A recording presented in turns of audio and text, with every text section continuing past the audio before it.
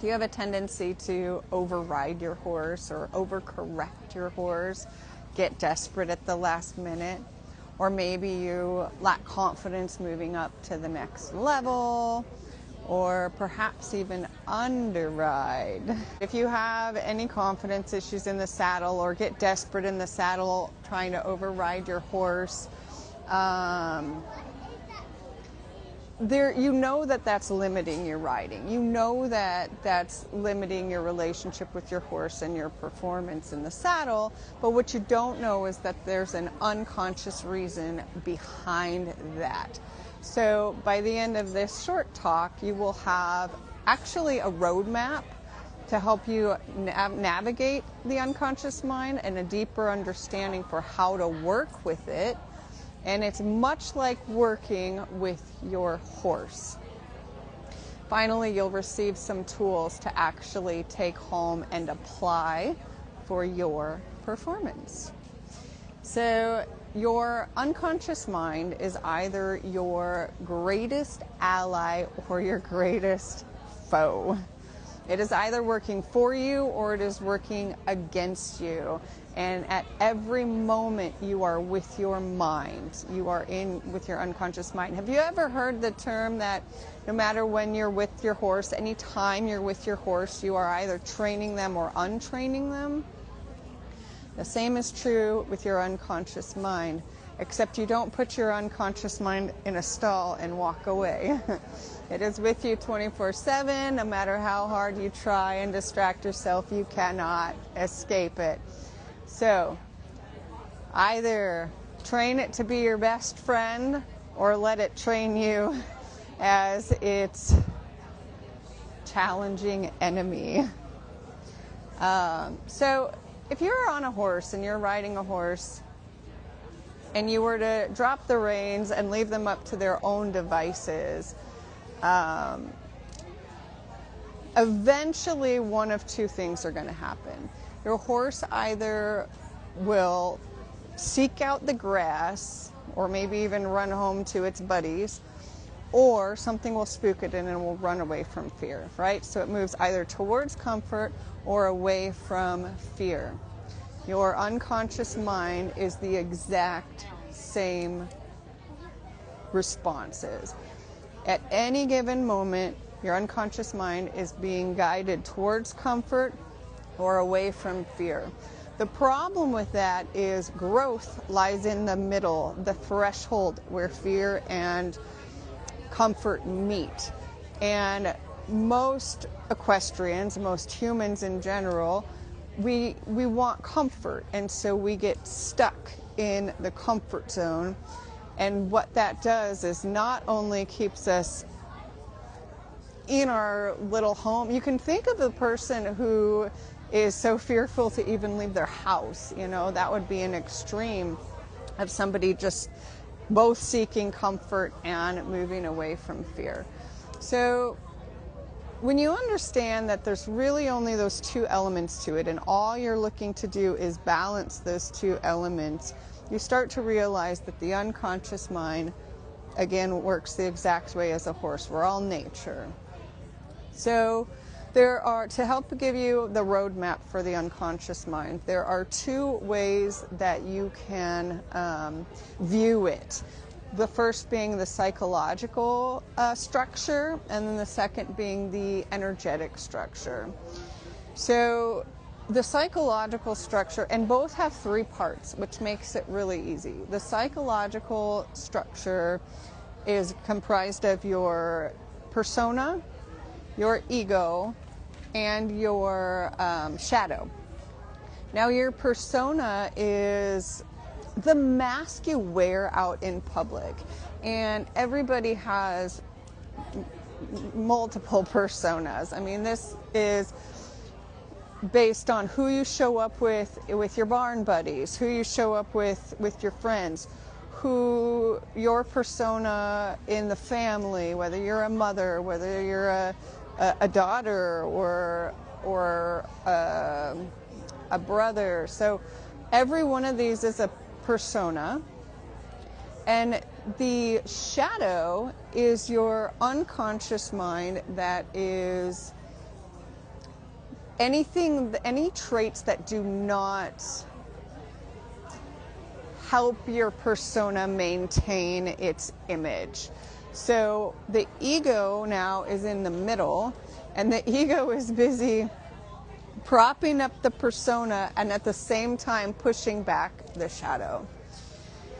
Carl Jung has a brilliant quote where he says, "If you do not make the unconscious conscious, it will rule your life and you will call it fate." Now what that means is whatever is in your shadow, the harder you push it down and push it back, the more it pops up in inconvenient times throughout your life. And it'll keep popping up in different ways, but with the same underlying pattern and reason until you take notice of it. And all you're seeking to do in this point is to shine a light on the unconscious, on the shadow element. Now this is really important to understand because a lot of mindset work talks about the ego, and a lot of people talk about getting rid of the ego. You cannot be a human being on planet Earth without having an ego.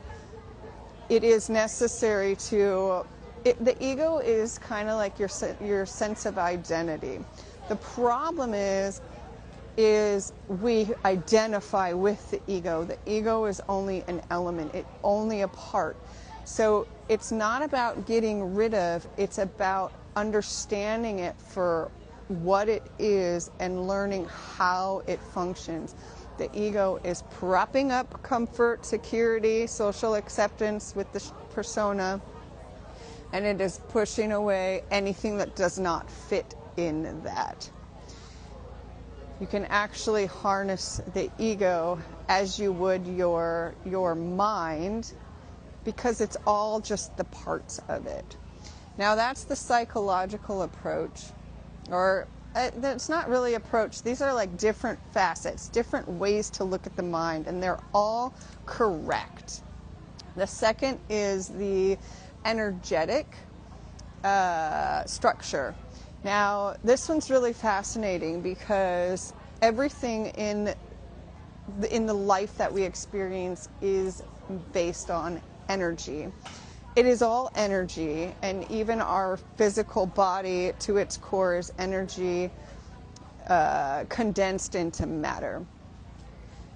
Your mind is energy. In fact, the mind and body are directly intertwined, just as time and space are. You cannot have one without the other. So by understanding, and Nikola Tesla actually has a brilliant quote where he says, if you want to know the secrets to the universe, think in terms of energy, frequency, and vibration, because that's all any of this really is. So the energetic structure for the mind, again, is three parts. You have the positive mind, the negative mind, and the neutral mind. Now this is not positive and negative as in good or bad.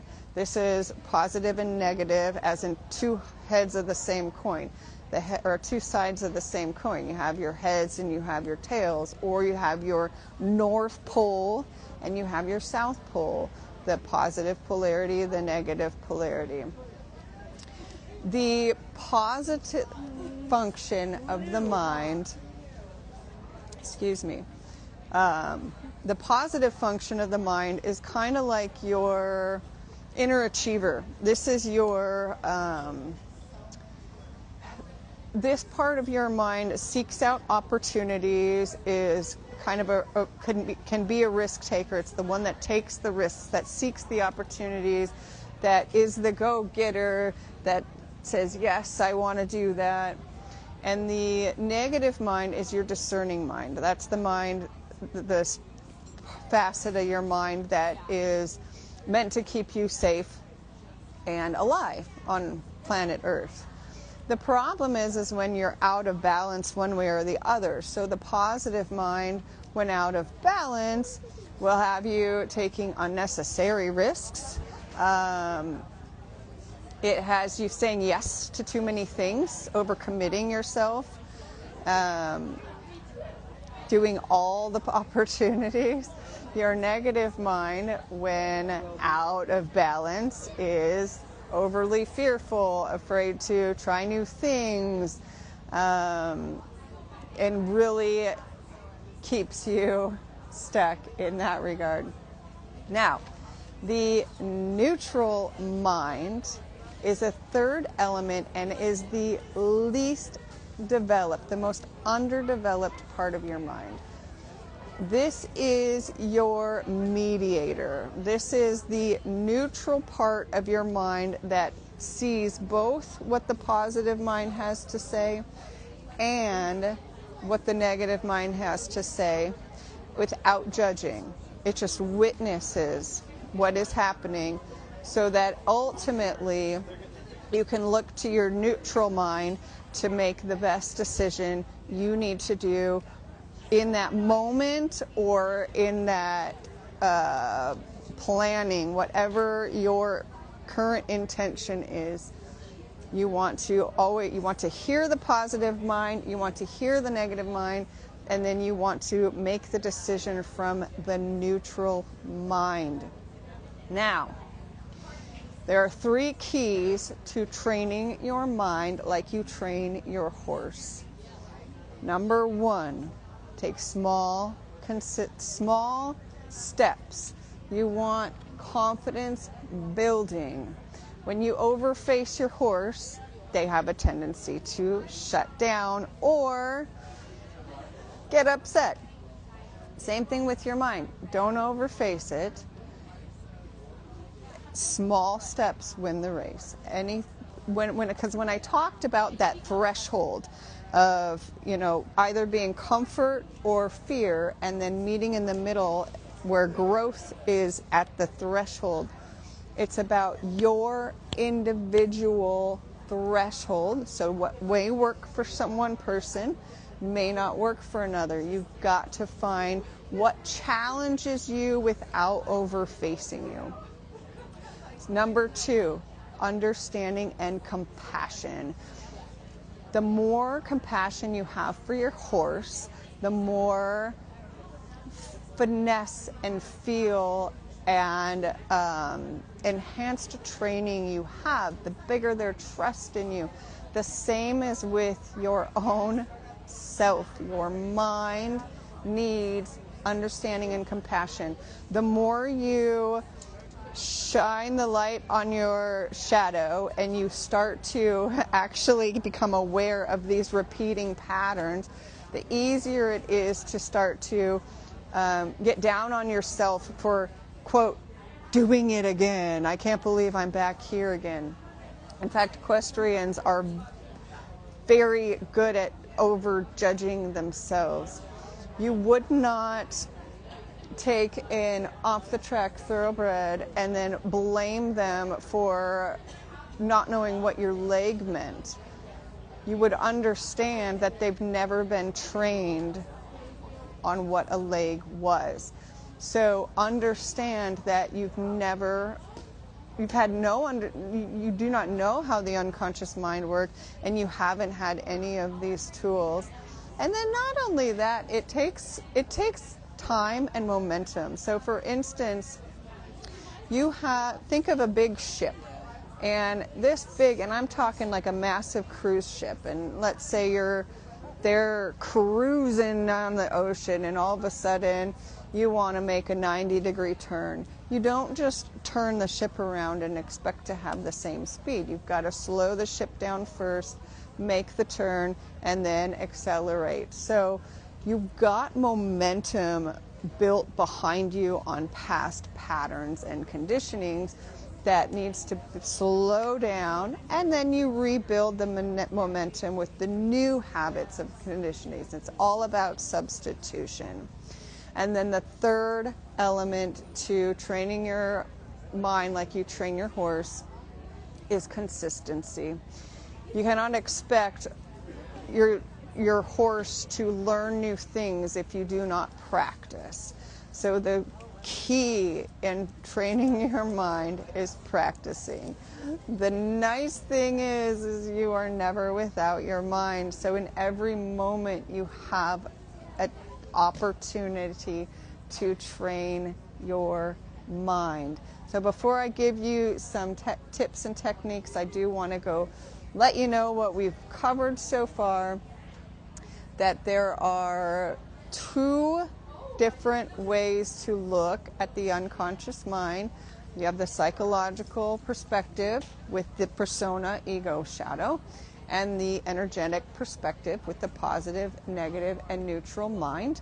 And the 3 elements to train your mind like you train your horse are confidence building, small steps, compassion and understanding, and consistency. Practice makes perfect. So one way to work with your psychological mind is through triggers. You may or may not have heard this term before. And really a trigger is anytime you feel an emotion. Think of it as an energetic trigger. Your emotions are energy talking to you. So whenever you feel a strong trigger, most often it's the case of like somebody says something that bothers you, or I mean, it really could be anything. Even if your horse does something that irritates you, you know, they paw too much. That's a trigger, and that's something that's an opportunity for growth. So there are 4 key questions to working with a trigger, and it's easiest to imagine at first when you're practicing. Imagine the trigger, because when you're in the moment of the pressure, it can be challenging unless you've trained. So again, you wouldn't take a horse to a horse show and then try to train it new things. You take a horse to a horse show and you've changed the environment, so you do what you've already trained. Well, train this in your mind. So if you think about a person who bothers you, like just something about them rubs you the wrong way, write down 3 traits that come to mind that you perceive they have. And then you ask yourself, how do I avoid these 3 traits? How do I avoid being seen like that person? And you know, if you're prompted to write down anything, you can write down any responses. And then you ask yourself the $1 million question. What might open up for me if I stopped pushing those traits away? So that's one way to work with your psychological mind based on triggers. There are other ways your unconscious speaks to you as well. A really powerful exercise for working with your energetic mind is, and as I said, most humans, most equestrians have an underdeveloped sense of the neutral mind. So what the key is really in developing that neutral mind so you can recognize the positive and the negative when they come up. So the next time you have an opportunity to do something that you're not sure about, or you really want to do, but you know that you should take discernment. Imagine your positive mind, which again is your inner achiever. This is like your inner cheerleader. Your positive mind, see them. I like to, I don't know if you have all seen that old, they have like the angel on one shoulder and the devil on the other. That's the image that comes to mind for me with the positive and a negative mind. It's not that they're the angel and the devil, but if you can have your inner cheerleader like on one shoulder and then your inner like protector on another shoulder, and you have this opportunity presented at you, sit back and listen, imagining yourself as the neutral mind, and just hear what your cheerleader has to say and hear what your protector has to say. That's really all you've got to do. You've just got to practice witnessing, and by putting a little bit of space between your impulsivity of either going for the cheerleader straight away or sticking with the discernment or the overprotecting. You just wait and you watch. And then you're empowered to then make a more conscious choice that is aligned with your goals.